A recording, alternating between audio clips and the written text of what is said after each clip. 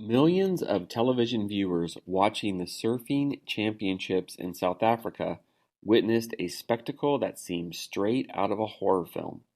While sitting on his surfboard waiting to compete, surfer Nick Fanning was seemingly attacked by a great white shark on live television. Or was he?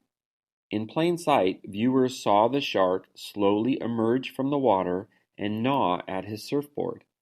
Fanning naturally started flailing in the water to get away from the shark, but as rescuers rushed to the scene, the shark simply swam away.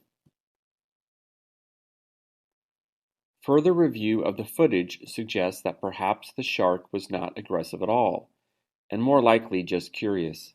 Scientists now think that sharks use their teeth similarly to the way humans use their fingers or cats use their paws to poke or prod an unknown object.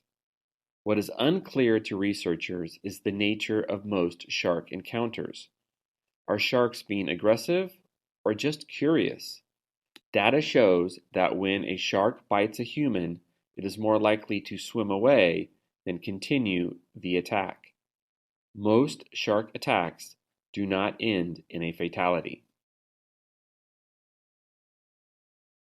Still, sharks are ferocious creatures and can be deadly.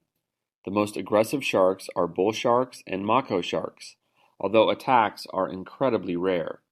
These sharks are thought to be aggressive because humans are roughly the same size as seals, one of their main prey in the water. Other sharks, such as the hammerhead shark or nurse shark, usually only attack when provoked. Still, other sharks, like the whale shark, a gentle giant, are no threat to humans. The same cannot be said for sharks, though. While there are fewer than 10 reported human fatalities from sharks each year, millions of sharks are killed by humans annually in commercial or recreational activities.